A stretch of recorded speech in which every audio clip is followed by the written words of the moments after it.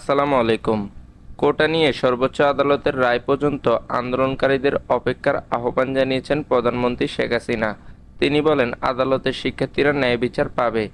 বুধবার 17 জুলাই সন্ধ্যা 7:30টায় জাতির উদ্দেশ্যে দেওয়া ভাষণে প্রধানমন্ত্রী এই আহ্বান জানান। প্রধানমন্ত্রীর এই ভাষণে বাংলাদেশ টেলিভিশন ও বাংলাদেশ বেতার একযোগে সম্প্রচার করে।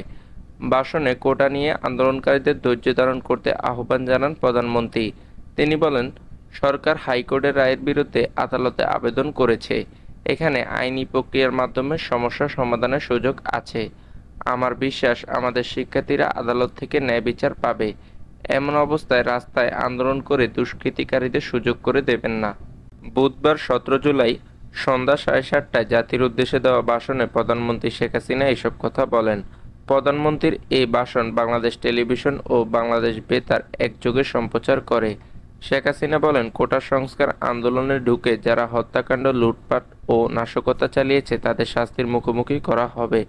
হত্যাকাণ্ড সহ যেসব অনুবিপ্রেত ঘটনা ঘটেছে, সুষ্ঠু বিচারের ও ন্যায় বিচারের স্বার্থে সেসব বিষয়ে বিচার বিভাগীয় তদন্ত করা হবে। তিনি বলেন, কোটা আন্দোলনের শুরু থেকে সরকার ধৈর্যের সঙ্গে বিষয়টি মোকাবেলা করছে। কিছু মহল আন্দোলনের সুযোগ নিয়ে সন্ত্রাসী কর্মকাণ্ডে লিপ্ত হয়। ফলে কোমলমতি শিক্ষার্থীদের আন্দোলন ঘিরে যেসব ঘটনা ঘটেছে তা খুবই বেদনাদায়ক ও দুঃখজনক। অহেতুক কথাগুলো মূল্যবান জীবন জুড়ে গেল।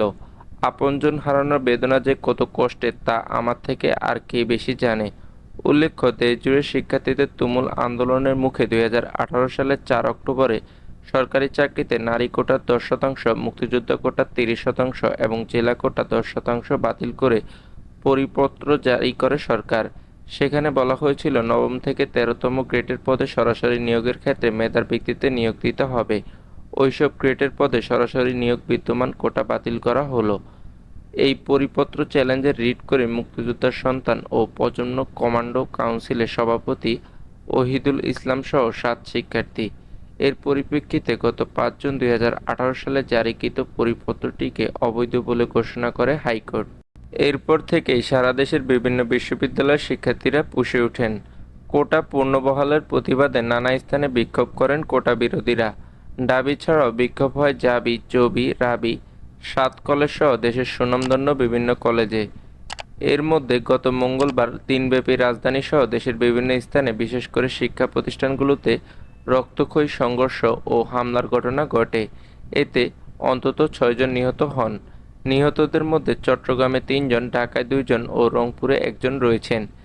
এদিকে পরিস্থিতি যেন আরও অবনতি না হয় সেজন্য দেশের সব বিশ্ববিদ্যালয় অনির্দিষ্টকালের জন্য বন্ধ ঘোষণা করা হয়েছে।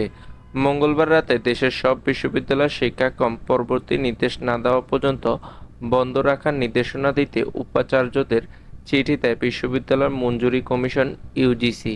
পাশাপাশি সব আবাসিক শিক্ষার্থীদের হল ছাড়তে নির্দেশ দেওয়া হয়। তবে কর্তৃপক্ষের নির্দেশ প্রত্যাখ্যান করে বিশ্ববিদ্যালয় ক্যাম্পাসে অবস্থান করছেন আন্দোলনকারীরা। এ নিয়ে বুধবার দুপুরের পর থেকে বিভিন্ন ক্যাম্পাসে পুলিশের সঙ্গে সংঘর্ষে জড়িয়েছেন তারা।